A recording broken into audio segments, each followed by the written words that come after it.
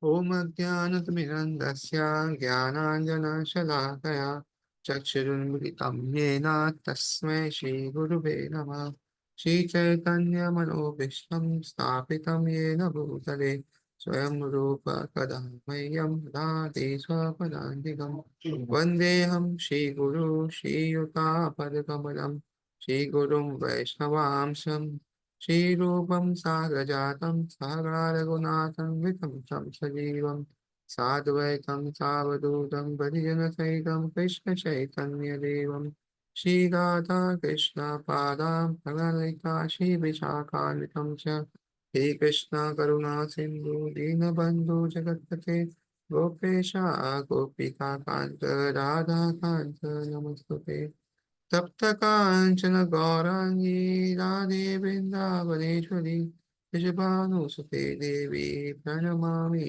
हरिप्रिये वाञ्छाकल्पतरुभ्यश्च कृपा सिन्धुभ्यैव च पतितानां पावनेभ्यो वैष्णवेभ्यो नमो नमः जय श्री कृष्ण चैतन्य प्रभु नित्यानंद श्री अद्वैत गदाधर श्रीवासादि गौर भक्तवृंदा Hare Krishna, Krishna Krishna, Hare Hare, Hare Rama, Rama Rama, Hare Hare.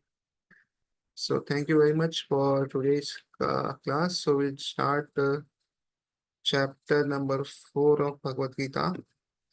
Uh, this chapter is entitled as Transcendental Knowledge. Uh, and so in the last chapter, number 3, we saw that Arjuna was asking about that whether work is better or renunciation is better. And Krishna told that what work is better than renunciation. And then the whole Krishna described about the Niskam Karma Yoga and told to do your duty. And last, he described about how the lust can be conquered. So mm, now in this chapter, so what will be happening is, so it was written that you can curb the lust by deliberate spiritual intelligence or spiritual knowledge. So in this chapter, uh, this is described what is the spiritual knowledge or spiritual intelligence. Uh, and therefore, here uh, Krishna is himself starting with the spiritual knowledge, how the spiritual has been given. And the initial verses, the lineage of transcendental knowledge, how the knowledge is given in parampara, is being told. And afterwards, then how Arjuna will answer a question that how can I understand that because you have been here after sun god. Then Krishna will tell that I have taken so many births before, but I know everything you don't know. So then the purpose of Krishna's appearance will all be told, and the result of if one knows the uh, knowledge of Krishna appearance will also be told. And then uh, different how Krishna represents, which is the worshipper's mood, will be described from verse number 11 to 15, and how he has described the four varnas and all. And then from 16 to 24 verses, the understanding of karma on the platform of jnana will be described. That how we can give uh, this understand the karma by knowledge, and how what are the different stages of aruruksha and arura. So it's a stage of practice, which is aruruksha stage, and the practice of perfection, the siddha stage. So what are the qualities or different indications that will be described? And then different type of sacrifice will be described by different people, like how they do, and somebody will do mind control, sense control, or different type of austerity will be given, so that the purpose of sacrifice is purification. They can be purified, and then the sins are being destroyed. That is the given. And then the last section will be the method, results of and glories of attaining jnana.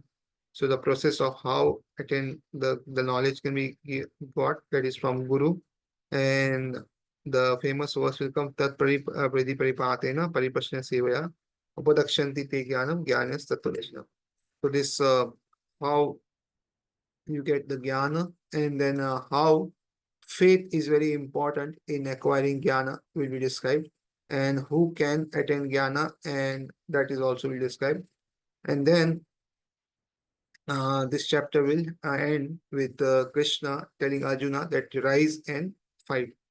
So this is how this chapter will end, and will lead to next chapter, that is Karma Yoga, HN Krishna consciousness. So let us start the first verse today of this chapter.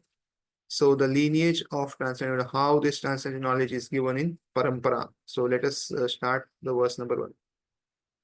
Shri Bhagwan Uvacha Imam Vivashvate Yogam Proktavan Aham Avyayam Vivaswan Manave Praha Madhur Ikshvakave Apraved.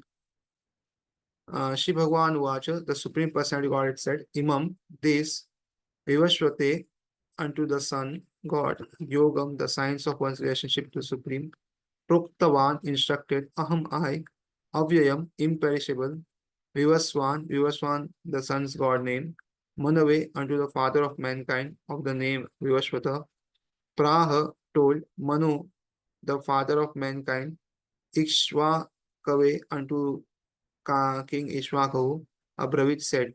Translation: the personality of Godhead, Lord Sri Krishna said, I instructed this impassible science of yoga to the sun god Vivaswan, and Vivaswan instructed to Manu, the father of mankind, and Manu in turn instructed it to Ishvak. So, the knowledge which we are studying now was actually meant for kings and the leaders of the society, and it is way how it was taught. So, therefore, this knowledge is very important for each and every person. So it's like a manual for leading a life. So purport, a year in, we find the history of Bhagavad Gita traced from a remote time when it was delivered to the royal order of all planets, beginning from the sun planet. The kings of all planets are specially meant for the protection of the inhabitants, and therefore the royal order should understand the science of Bhagavad Gita in order to be able to rule the citizens and protect them from material bondage to lust. So, this knowledge is meant for protection of inhabitants, and it is given so that the people can be protected from bondage of material bondage of lust, and they can be freed from the cycle of birth and death. Human life is meant for cultivation of spiritual knowledge in eternal relationship with the Supreme Personality of Godhead, and the executive heads of all states and all planets are obliged to impart this lesson to citizens by education, culture, and devotion. So these three things are mentioned: education, culture, and devotion. So education means knowledge in the way there was Gurukul functioning, and then there is culture and devotion. So culture is the environment is created. Without the culture, the knowledge cannot be given. So according to that, proper etiquettes of respect and all was developed. And this education culture both requires devotion to the Supreme. If Bhagavad Gita can be understood by someone who is a devotee of Krishna, if somebody is not a devotee of Krishna, then he will not be able to understand Bhagavad Gita, whatever they may try. So these things are very important: education, culture, and devotion.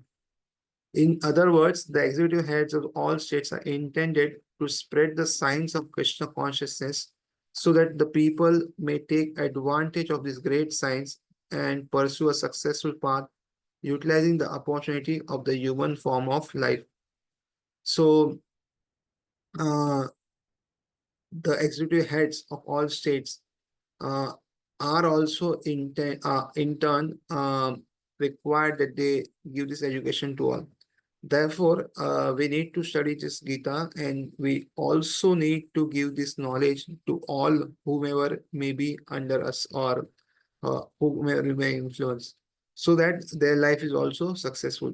So this knowledge is not meant to be kept in a trunk or a temple or something closed, like we see so many times that the book is kept as it is, and sometimes it is used for some ritualistic things or some worship or something, and then nobody reads. So no, the main thing is it is to be spread to all, so that all can take advantage and utilize this human form of life.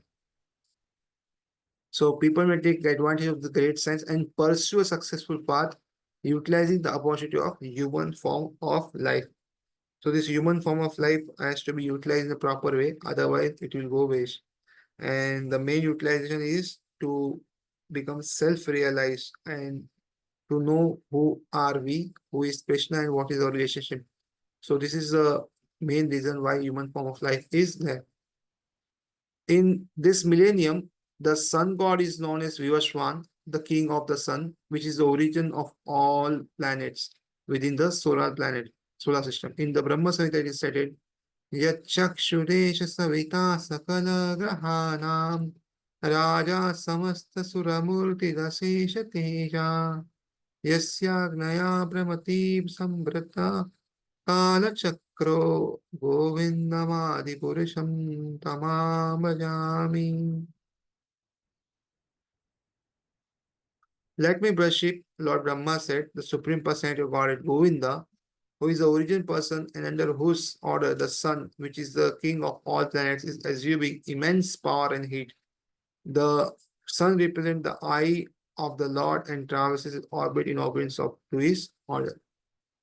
So, sun god is also a post, and there are different names. So, this millennium, the sun god is named as Vivaswan. So, he's the king, and we all know. So, Brahma Samhita. So, Brahma Samhita is a book which is written by Lord Brahmaji, glorifying Supreme Personality of Krishna and telling the rules of different demigods and how they connected with the Lord. So the whole book is not there now, but only one chapter is there, fifth chapter. The whole book is lost. So this book is very useful in understanding the role of different demigods and Supreme Personal Godhead. The sun is the king of the planets, and the sun god at present of the name Vivaswan rules the sun planet, which is controlling all other planets by supplying heat and light. He is rotating under the order of Krishna, and Lord Krishna originally made Vivaswan his first disciple to understand the science of Bhagavad Gita. The Gita is not therefore a speculative treatise for the insignificant mundane scholar, but is a standard book of knowledge coming down from the time immemorial. So here also we see Prabhupada is saying that in modern science it is told that the sun is stagnant or sun is stable and the other planets rotate. But here it is clarified that the sun rotates around all the other planets. So in this way, he gives heat and light, and in this way, all the planets are be maintained. And second, this Gita is not for speculative treatise, or it cannot be speculated on that it means this or this or this. So Gita, the specific knowledge is given, and it should be understood as it is, and should be applied to our life. So in the Mahabharata Shanti Parva 348.51 and 52, we can trace out the history of Gita as follows. Treta Yugadau cha tato Vivaswan Manave dadau Manuscha Loka Briti Artham Sutayeksh Vakave dadau Ikshvakuna cha Kathito Vyapya Lokan Avastita. In the beginning of the millennium, known as Treta Yuga, the science of the relationship with the Supreme was delivered by Vivaswan to Manu. Manu, being the father of mankind, gave it to his son Ishwaku, the king of this earth planet and forefather of the Raghu dynasty, in which Lord Ramchandra appeared. Therefore, the Bhagavad Gita existed human society from the time of Maharaj Ishwaku. So again, this is given that how the science is delivered. So Krishna gave it to Vivaswan, the sun god. The sun god gave it to Manu. So from Manu, the word Manushya comes, or the mankind comes. So Manu is the father of all mankind. So man also comes from the word Manu. and Manushya, or the human being, also comes from the word Manu. So he was the son, and from there, Swayambhu Manu and all this Ikshvaku got it, the king of the earth planet, and therefore he from his dynasty this Raghu dynasty comes. So we hear here this Raghukul Rita Dasla Acharyai, Pran Jai Pravachan Jai, that comes, and from that we know Lord Ramchandra appeared. So Bhagavad Gita appeared at least from from the time of Maharaj Ishwaku. So at the present moment, we have just passed uh,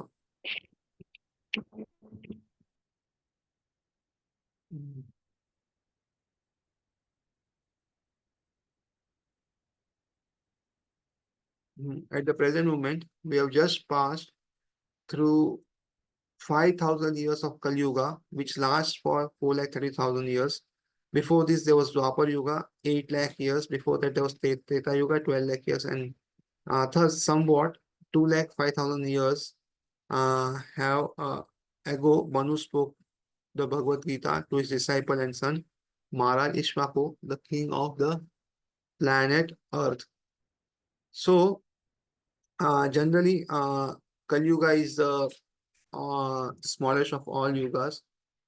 From this Kali Yuga, the other is Dwapar, so it is uh, 2 times the Kali Yuga. Then its Treta Yuga is 3 times Kali Yuga, and Satyuga is 4 times Kali Yuga. So 4 lakh 32, and then 8 lakh around 8, and 12, and then 16 is the whole sequence of the years. And this there's Chatur Yuga, or the Kali Yuga, Dwapar, Treta, and Satyuga is all called as one yuga, or the whole cycle. And the life of Indra is around 71 and somewhat of the cycles. And around one day of Brahma, 14 such Indra and all cycle come and go. So this is how it will be explained also in Bhagavatam. Srimad Bhagavatam, the correction of time is all is explained in great detail. So the age of the current Manu is calculated sometimes like uh, 30 crore 53 lakhs years, out of which 12 crore and 4 lakh years have been passed. Accepting that before the birth of Manu, the Gita was spoken by the Lord to his disciple, the sun god Vivaswan. A rough estimate of the Gita was spoken is at least. So it is 12 crore 4 lakh years ago that in the human society that this was spoken. And it has been extant for 2 million years. It was re-spoken by the Lord again to Arjuna about 5,000 years ago. That is a rough estimate of the history of the Gita. According to the Gita itself and according to the version of the speaker, Lord Sri Krishna. It was spoken to the sun god Vivaswan because he is also a Kshatriya and is father of all Kshatriyas who are descendant of the sun god, or the Surya Vamsha Kshatriyas. Because Bhagavad Gita is as good as the Vedas being spoken by the Supreme Personal Godhead, this knowledge is Aparushaya, the superhuman. So the knowledge can be given by Purusha, or Aparusha means the Supreme Personal Godhead. So whatever we speak, there are some defects. So we have defect in our seeing. We have some tendency to cheat. We are illusioned sometimes, and therefore our knowledge is not perfect. But the knowledge given by Lord is aparvasha. That means it is given by Supreme Personal Godhead, who is perfect in all respect, and therefore such knowledge is perfect. And therefore, we need to understand and apply this knowledge wholeheartedly, and that also without human interpretation. So, the Mandal Wanglers may speculate on the Gita in their own ways, but that is not Bhagavad Gita as it is. Therefore, Bhagavad Gita has to be accepted as it is from the disciplic succession, and it is described here that the Lord spoke to the sun god, the sun god spoke to the son Manu, and Manu spoke to his son Ishwaku. Therefore, whatever knowledge has been given, it has to be accepted in the disciplic succession, and it is here given. So this next verse number 2, how this parampara is broken is being told. So with the influence of time, everything comes down in this world. If we want to preserve something, if we want to uh, develop something, if we want to uh, do anything in this world which is good, then we have to consistently uh, do the things. Otherwise, after within some time, it will be broken, it will come down. So this is the rule of this material world, and this happens also with the Bhagavad Gita, that how it came down. So let's see the verse number 2. Evam parampara praptam imam rajarshyo vidu sakale neha mahata yoga nashta parantapam. Evam, thus, parampara, by disciplic subsection, praptam, received, imam, this science, Rajashaya, the saintly kings, Vidu, understood, Sa, that knowledge, Kalena, in the course of time, Iha, in this world, Mahata, great, Yoga, the science of one's relationship with the Supreme, Nashta, scattered, Parantapa, O Arjun, subduer of the enemies. Translation. This supreme science was thus received through the chain of disciplic succession, and the saintly kings understood it in that way. But in course of time, the succession was broken, and therefore the science as it is appears to be lost. So this science was received in disciplic succession, and it was received by saintly kings. Not all the kings took it, but the kings who were very saintly definitely took this and understood. But in the course of time, what happened is this succession was broken. So in between, there were times when there were no good kings, or there were the kings which are not of this caliber. So what happened is, because of that, this knowledge could not be gone to another uh, king, and therefore it has been lost. So, and therefore, Krishna noticed this and wanted to rectify this, and therefore, again, this knowledge has been given so that this knowledge can be revived and again it can be applied. Purport.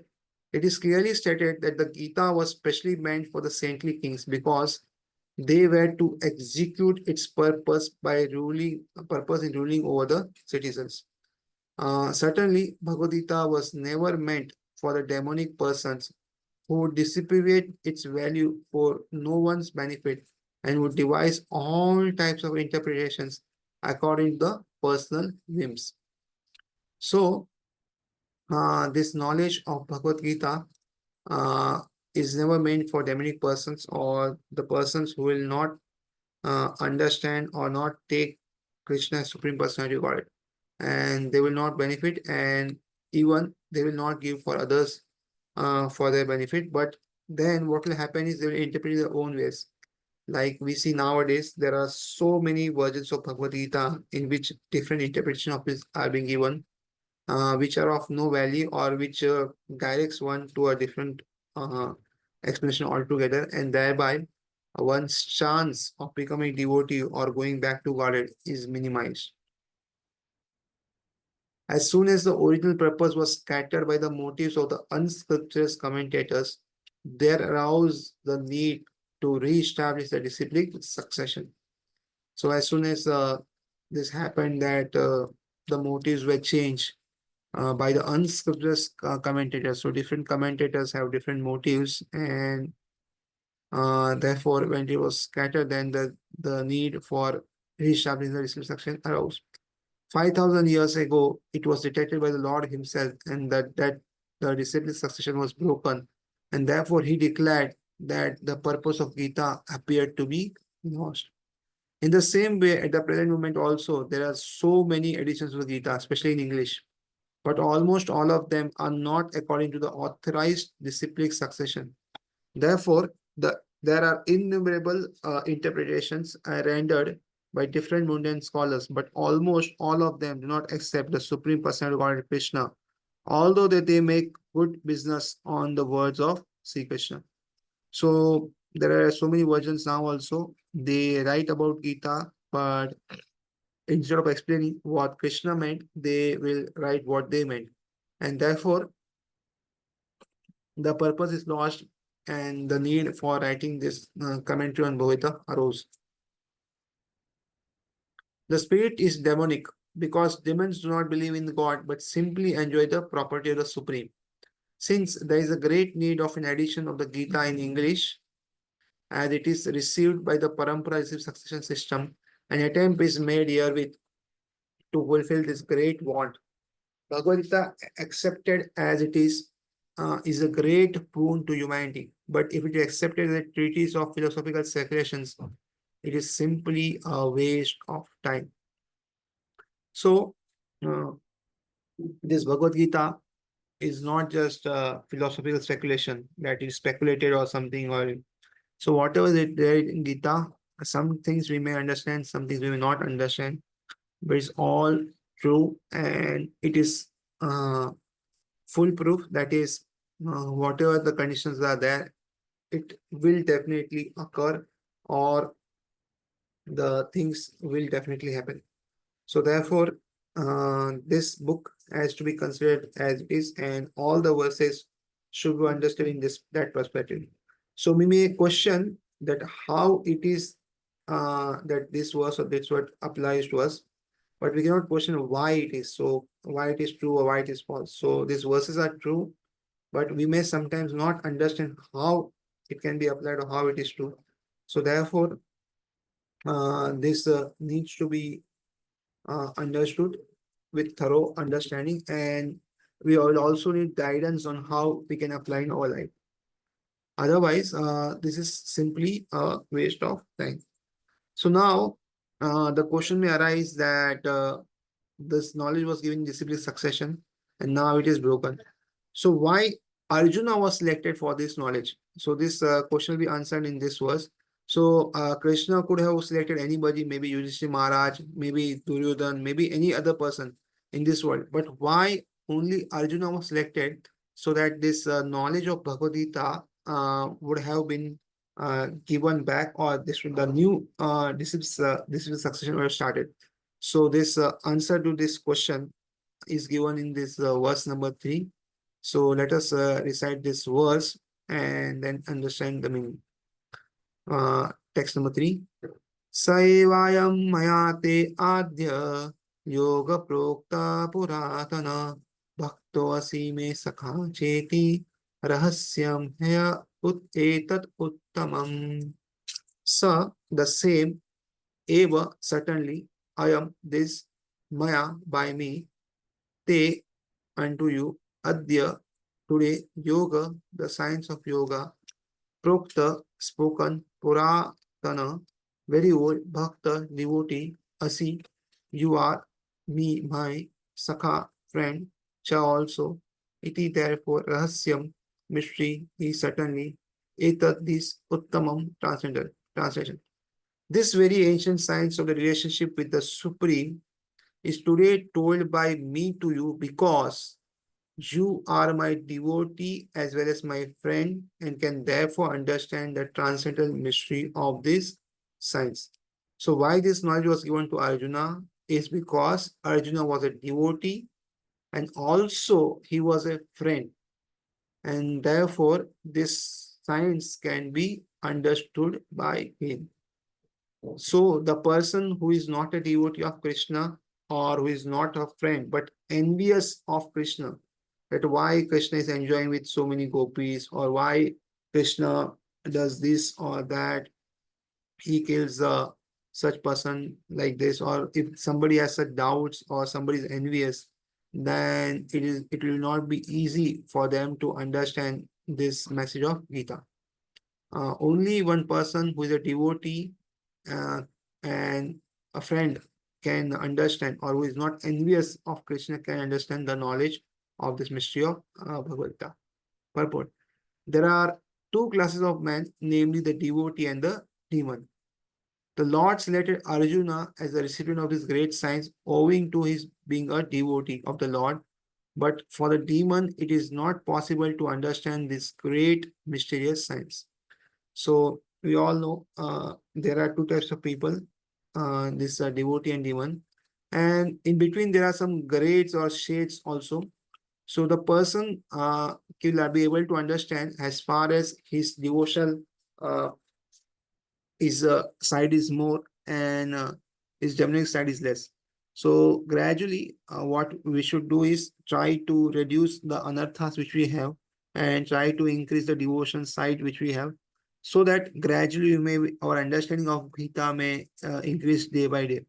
So we need to be in the sattva mode or sattva gun if we want to understand this Gita in full. There are a number of editions of this great book of knowledge. Some of them have commentaries by devotees and some of them have commentaries by the demons. So we see there are so many commentaries available in the market, and some have commentaries by devotees and some by the demons. Commentation by devotees is real, whether the demons are is useless. Arjuna accepts Sri Krishna as a supreme personality Godhead, and any commentary on the Gita following in the footsteps of Arjuna is real devotional service to the cause of this great science. So whoever accepts Krishna as supreme personality Godhead, their commentary is the real commentary. Otherwise, the commentary which says that I am the supreme personality Godhead, or Brahman is the best, or Krishna is the supreme personality Godhead, but I am that Krishna. Or there are so many various permission combinations in which the verses are being interpreted. Some commentators say that one should make tea, and this verse is speaking about how to drink tea, or this verse is speaking of how to you should bow down to your guru, and you should consider your guru as supreme personality of Godhead. And like this, there are so many different interpretations of Bhagavad Gita, which are not correct, and therefore this is not good and not useless. And therefore, whatever Arjuna says, so we see how Arjuna will also accept Supreme Krishna, Supreme Godhead, and he will also tell that why he's accepting him, and he also give references of different other saintly persons who accept Krishna, Supreme Godhead. And therefore, this is the way we should also understand Bhagavad Gita. The demonic, however, do not accept Lord Krishna as he is. Instead, they concoct something about Krishna and mislead general readers from the path of Krishna's instructions. So somebody will say that Krishna is told that something within Krishna is Supreme Consciousness Godhead, or something within Krishna we need to bow down or we should surrender to them.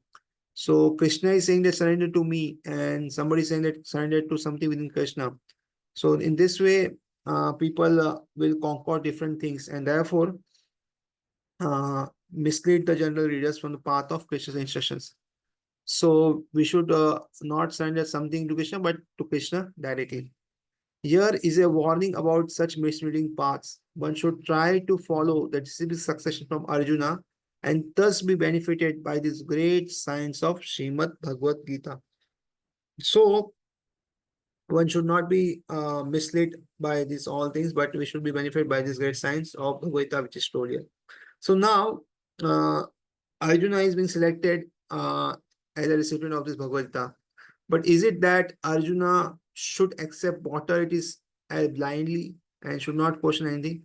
So as told, we can question how, but not why. So why it is true, we cannot question. But how it is true, we can question. So whatever is in Bhagavad Gita is true, but we cannot understand how it is true. So we can ask this question. So like this, Arjuna is selected as a recipient. So he does not accept anything blindly. So whatever Krishna says, he will try to understand in a way which is devotional, and he's asked different questions. So here also, the question will arise now that this knowledge is given by Krishna to the sun god. But sun god appeared a long, long ago, and Krishna just appeared 5,000 years ago. We see that his birth is given. So Arjuna will ask, and Arjuna actually doesn't have any question, but he asks for us, because as readers in the future we'll have questions that how is it that this knowledge is being given by Krishna to Sun God, whereas Sun God came before and Krishna came afterward. So in order to clarify all this doubt beforehand, so Arjuna in the next verse will ask Krishna this question, that there's a long difference between your birth and Sun God. How is it that you gave this knowledge to the Sun God? So let's recite this verse number 4. Arjuna uvacha aparam bhavato janma param janma vivashvata katham etat vijaniyam tvam adau proktavaniti. Synonymous. Arjuna Vacha, Arjuna said, Aparam, junior, Bhavata, your, Janma, birth, Param, superior, Janma, birth, Vivaswata, of the sun god, Katham, how, Etat, this, Vijanya, shall I understand, Tvam, you, allow, in the beginning, Proktavan, instructed, iti, thus. Arjuna said, the sun god Vivaswan is senior by birth to you. How am I to understand that in the beginning you instructed this science to him? So see the way Arjuna is questioning Krishna to clarify his doubt. So he is not saying that I will not believe on you, or I will not see that how you this information. He is saying that how am I to understand? So what you are saying is true, but I am not able to understand this thing. So please explain this to me. So this is what the submissiveness of Arjuna is, and devotion of Arjuna is, that he's asking a question, but in a very submissive tone, so that Krishna can answer and clarify the doubts of all who are the readers of this Bhagavad Gita. Purport: Arjuna is an accepted devotee of the Lord, so how could he not believe the Krishna's words? The fact is that Arjuna is not inquiring for himself, but for those who do not believe in the Supreme Personality of Godhead, or for the demons who do not like the idea that Krishna should be accepted as a Supreme Personality of Godhead. For them only, Arjuna inquires on this point, as if he were himself not aware of the Supreme Personality of Godhead or Krishna. So Arjuna is a devotee of Lord, and Arjuna knows the power of Krishna, and therefore he has full faith on the words of Krishna. But he's asking for us, he's asking for the demons, he's asking for all other people who will not like this idea that Krishna should be accepted Supreme Person of Godhead, or how he gave this knowledge to us. So for all of this, he's asking this question on behalf of all of them to Krishna. As it will be evident from the 10th chapter, Arjuna knew perfectly well that Krishna is Supreme Personality of Godhead, the fount of everything. And the last word in translates. Of course, Krishna also appeared as son of Devaki on this earth. How Krishna remained the same Supreme Personality of Godhead, the eternal original person, is very difficult for an ordinary man to understand. So, Krishna also took birth from the womb of Devaki, which we understand as a pastime point of view. So for ordinary person, it is not easy to understand that Krishna appeared in the womb of Devaki and he is a Supreme Personality of Godhead, or he did this and this. So it only requires faith and devotion for us to understand that how is the fountain of all everything and the last word of conscience. Therefore, to clarify this point, Arjuna put his question before Krishna so that he himself could speak authoritatively. So Arjuna is very clever, and therefore is asking Krishna so Krishna can speak and others can understand, and Krishna's authority has to be accepted. That Krishna is supreme authority is accepted by the whole world, not only at present but from the time immemorial, and the demons alone reject him. So the authority of Krishna is accepted by all, and those who do not accept are demons, and therefore they reject it. Anyway, since Krishna is authority accepted by all, Arjuna put his question before him in order that Krishna would describe himself without being deprecated by the demons. who always try to distort him in a way understandable to demons and their followers.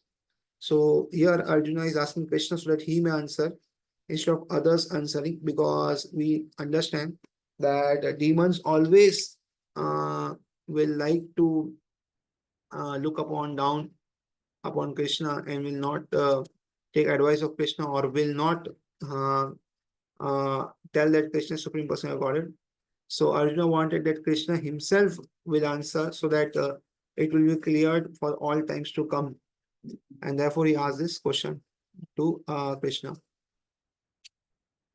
Anyway, since Krishna is the authority accepted by all, Arjuna put this question before him in order that Krishna would describe himself without being depicted by demons, who always try to distort him in a way understandable to demons as follows. It is necessary that everyone, for his own interest, know the signs of Krishna. Therefore, when Krishna himself speaks about himself, it is auspicious for all the worlds. To the demons, such explanation by Krishna himself may appear to be strange, because the demons always study Krishna from their standpoint, own standpoint. But those who are devotees heartily welcome him, welcome the statements of Krishna when they are spoken by Krishna himself. The devotees will always worship such authoritative statements of Krishna because they are always eager to know more and more about him. The atheist who consider Krishna as an ordinary man may, in this way, come to know that Krishna is superhuman, that he is Satchidananda Vigraha, the eternal form of bliss and knowledge, that he is transcendental and that he is above the domination of the modes of material nature and above the influence of time and space. So, why Krishna's words to have to understand is because he is not under the material space in which we are. He is spiritual, and therefore the domination of the material modes, the Sattvagun, Rajagun, Tamagun, does not uh, affect him. And therefore, whatever he says is true, and whatever he says does not have any defects. Whereas whatever we say will have some defect here and there, and will not be able to represent everything fully. And therefore, here uh, Krishna's word are to be understood.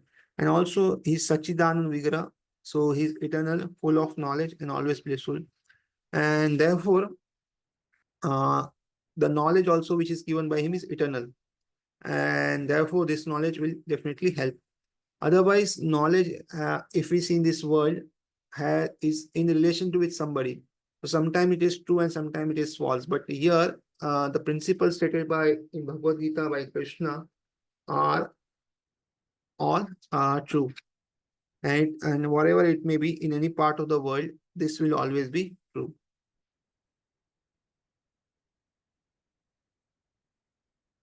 A devotee of Krishna like Arjuna is undoubtedly above any misunderstanding of the transcendental position of Krishna. Arjuna's putting this question before the Lord is simply an attempt by the devotee to defy the artistic attitude of persons who consider Krishna to be an ordinary human being subject to the modes of material nature. So, Arjuna is trying that uh, he will also try to subdue the atheistic person who wants to oppose this. So now, um, here, if we see Arjuna asked this question, and now Krishna will answer his question of how they take birth at different times. But because Krishna is Satchidananda, he remembers all. But whereas we take a human birth in this material body, we should not remember. And of course, we should also understand that as a pastime, Arjuna was meant to forget all this. Otherwise, he would not be able to ask such questions, and there will no Leela point of view. If you see, there will no pastime. Because if Arjuna knew everything, then what is the point of going through all the struggles and everything? So therefore, also the Yog Maya potency, the energy of Supreme Personality Lord Krishna, helps devotee to forget everything, so that it may enhance the pastime. So this potency also helps Krishna also to forget that he is Supreme Personality of Godhead. So he may act ordinary. Otherwise, if Krishna remembers that he is Supreme Personality of Godhead, or people remember, or the devotees remember that he is a Supreme Personality of Godhead, so there will no exchanges like Yashodamai chastising Krishna, or Yashodamai binding Krishna, or different times we see the Gop Sakhas, they fight with Krishna and tell them we are greater than you. So this all things is not possible if all remember that Krishna is Supreme Personality of Godhead. And therefore we see that the energy of Krishna, the Yogmaya energy, she helps the devotees to forget at that point of time that they are special or they are devotees of Lord. And therefore these different pastimes can be done. So this is very important for us to know. So let us recite this verse number 5. Shri Bhagwan Uvacha Bahuni me Vyatitani Janmani Tava Charjuna Tani Ham Veda Sarvani Natvam Veda Parandapa. Shri Bhagwan Uvacha, the personality of God said, Bahuni, many, me of mine, Vyatitani have passed, Janmani births, Tava of yours, Cha and also, Arjuna, O Arjuna, Tani those, Aham I, Veda do know, Sarvani all, Na not, Tvam you, Veta no, Parantapa O subduer of the enemy. Translation. The Supreme Personality of God said, many, many births, you, both you and I have passed. I can remember all of them, but you cannot, O subduer of the enemy. Purport. In the Brahma Samhita, we have information of many, many incarnations of the Lord. It is stated there. Advaitam Achutam Anadi Ananta Rupam Adyam Purana Purusham Navayovanam Cha Vedeshu Durlabham Adullabham Atma Bhaktau Govindam Adi Purusham Tamam Bhajami. I worship the Supreme Personality of Godhead, Govinda, Krishna, who is the original person, absolute, infallible, and without beginning. Although expanded into unlimited forms, he is still the same original, the oldest, and the person, always appearing as fresh truth. Such eternal, blissful, and all-knowing forms of the Lord are usually not understood by even the best of Vedic scholars, but they are always manifest to the pure, unalloyed devotees. So, how that Krishna's body is transcendental and the different qualities of Krishna has been described here in the purport to just tell us that it is not that our body and Krishna's body is same. Krishna's body is Sachidan. So he's Advaitam, Achutam, he's original, he's absolute. Anadim, Anadim means there is no beginning. He is unfallible, Achutam, unfallible. And Anantarupam, he has so many unlimited forms. And still he's Adyam, the original Purana Purusham, oldest. So if we see in different religions, if we see somebody is old, so there'll be some old beard and all this. But here he's old and the person always appearing as fresh youth. So this is a contradictory thing. In the material world, somebody is old now, he will have gray hairs. He will not be able to do many things. But here he said he's oldest and the person always appearing as fresh youth. So even if he's old, he never goes beyond the age of 16. So he's always fresh as a 16-year-old person. And therefore he's always appearing as fresh youth. So such eternal, blissful, all-knowing form of the Lord are usually not understood by even the best Vedic scholars, but they are always manifest to pure and loyal devotees. So, to understand Krishna, the important thing which is required is devotion and not the scholarship. So, if one has devotion, he or she will be able to understand Krishna. But if one is scholar, he may or may not be able to understand Krishna. Depends on how much devotion he has with the scholarship. So therefore, devotion is more important than scholarship.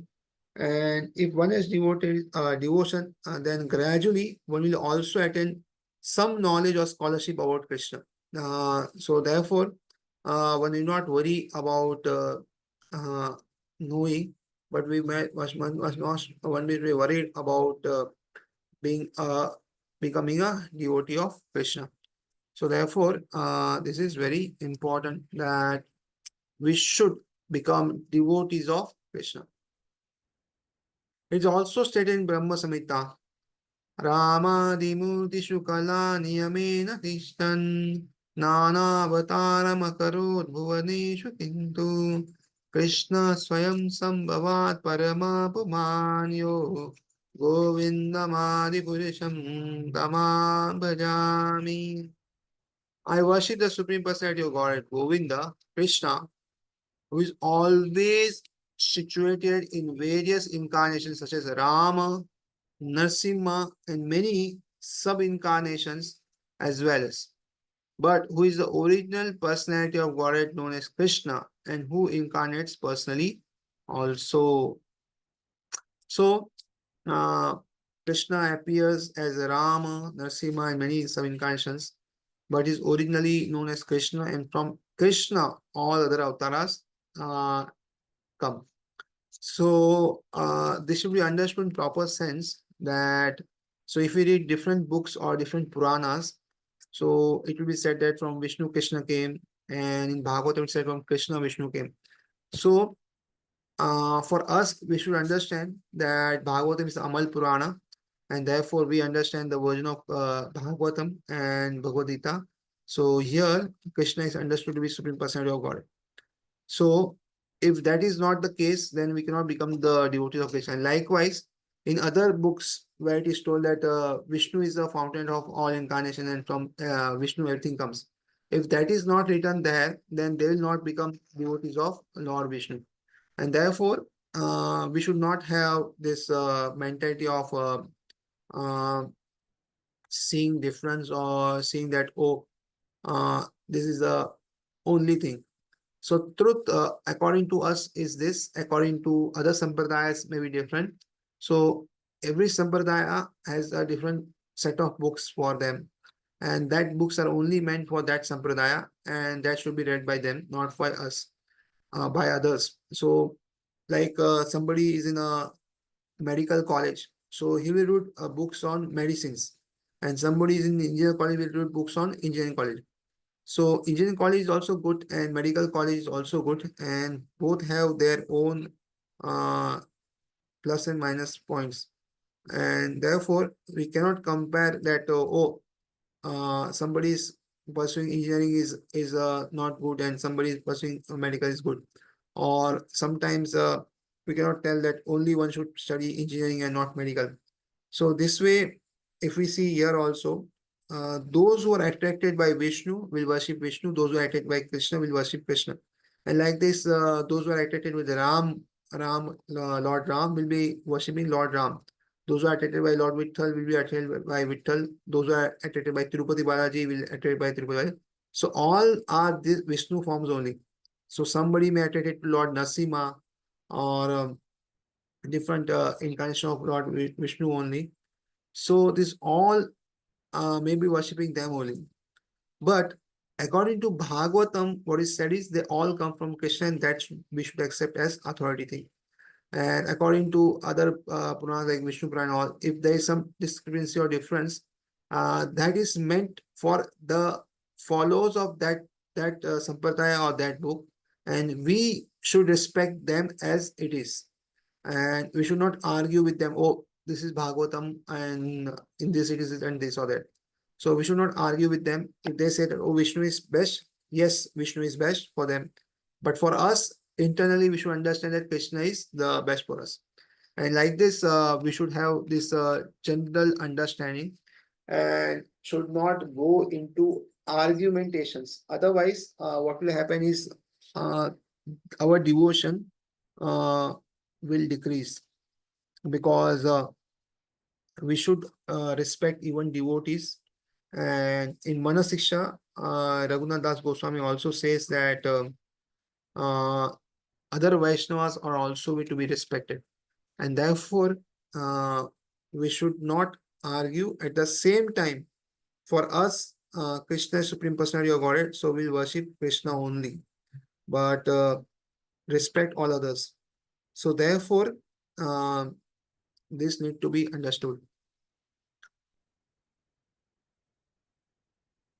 In the Vedas also, it is said that the Lord, although one without a second, manifests himself in innumerable forms. So Vedas also say that uh, Krishna is there in innumerable forms. He is like the Vaidurya stone, which changes color yet still remains one. So we have seen the Vaidurya stone in that if the color passes, then there are different colors which comes out, but it is only one Vaidurya stone. All those multiforms are understood by pure, unlearned devotees, but not by a simple study of the Vedas.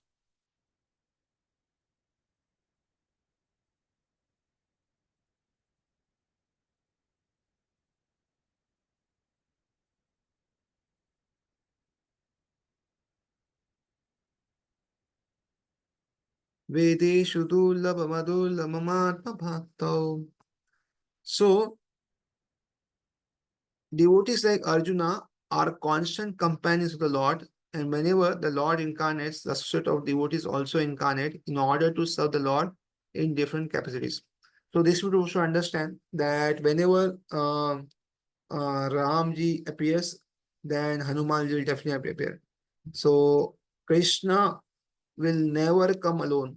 So we see even Ram, Lakshman, Sita, and so many different things appear. Like even you see Krishna, then uh, we see that with Krishna, Baldevji appears, then Radhani appears, and so many different devotees appears. So whenever the Lord appears, he will definitely appear with different devotees, but the devotees may or may not remember depending on the Leela which is to be performed. And therefore, they are constant companions of the Lord. Arjuna is one of these devotees, and this was it understood that some millions of years ago, when Lord Krishna spoke the Bhagavad Gita to the sun god Krishna, Arjuna in a different capacity was also present. So Arjuna also heard this Bhagavad Gita before also, and he was present in a different capacity before also, but uh, he did not remember such. But the difference between the Lord and Arjuna is that Lord remembered the incident where Arjuna could not remember. There is a difference between the part and parcel living entity and the Supreme Lord. Although Arjuna is addressed herein as a mighty hero who could subdue the enemies, he is unable to recall what had happened in his previous past births. Therefore, a living entity, however great he may be in the material estimation, can never equal the Supreme Lord. So, yeah, Prabhupada argues very brilliantly because a living entity cannot remember even what is happening in this previous birth. So, he can never equal to Supreme Personality of God because the living entity comes under the duration of material modes, whereas Supreme Personality of Godhead cannot.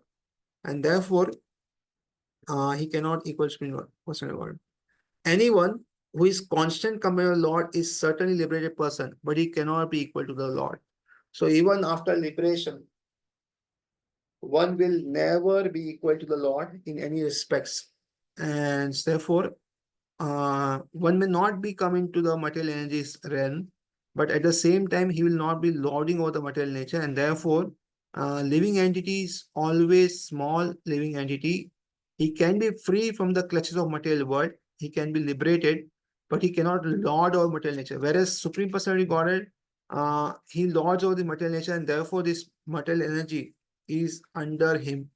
And this is a difference which will always be there, whatever condition the living entity may go. The Lord is described in the Brahma Samhita as infallible, Achyuta, which means that he never forgets himself, even though he is in the material contact. So the Lord never forgets himself, and his promises are never remains unfulfilled. So therefore, whatever he speaks is always going to happen. Therefore, he's called as infallible. He never falls. which means that he never forgets himself, even though his material context. Therefore, the Lord and living entity can never be equal in all respects, even if the living entity is liberated as Arjuna. Although Arjuna is a devotee of the Lord, he sometimes forgets the nature of the Lord. But by the divine grace of a devotee can at once understand the infallible condition of the Lord, whereas a non-devotee or a demon cannot understand this transcendental nature. Consequently, these descriptions in the Gita cannot be understood by demonic brains. So therefore, again, Prabhupada says that non-devotee cannot understand. And whatever, see, it is not a matter of knowledge or the capacity of learning it. It is knowledge, it is a matter of faith. So spiritual subject matter can be understood only if somebody has faith. If somebody doesn't have faith, now whatever big brains one has, one will not be able to understand some simple facts of devotion. And therefore, if we see, uh, faith is the commodity which starts Shraddha, and then the with faith Sadhu Sangha starts, and all the different aspects of the devotional will starts. So therefore, this is the most important factor for us to understand Bhagavad Gita.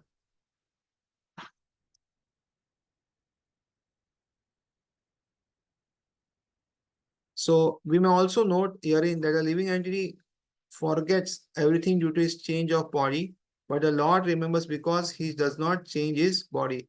He is Sachidanand body. So Lord, whenever he comes in original form. Then the question may arise that what happened when the Jara hunter shoot at Krishna, and we see that there's a place where Krishna left his body, and we also see the Prabhashita that there's a temple there and all. So Krishna did this pastime so that the non-believers or the atheists or others may have some proof that he is dead or his body is dead. Otherwise, Krishna with his mere hand could kill Putna when he was very small and could kill so many demons. How could a small arrow kill Krishna if it also was pointed at his leg? So it's not possible. But it's only a pastime where Krishna gives up his body and goes back. So this all is a pastime for others who are non-atheists or non-believers may understand that Krishna is also gone. So he's Advaita, which means there is no distinction uh, between his body and his himself. Everything in relation to him is spirit, whereas the conditioned soul is different from his material body. So, and because the Lord's body and self are identical, his position always different from that of the ordinary living entity, even when he descends to the material platform. The demons cannot adjust themselves to the transcendental nature of the Lord, which the Lord himself explains to the following verse. So, the demons or the person who not believing God will not be able to understand this translation of the Lord, where Lord is Sachidanand. Even if he appears in the material world, he doesn't have the material body. So this principle cannot be understood by all, and therefore he is Sachidanand, and this can be understood by all. So next will come what is the uniqueness of Krishna's appearance and the time when he appears and the purpose of Krishna's appearance. So we'll take this from verse number 6 in the next class. So thank you very much.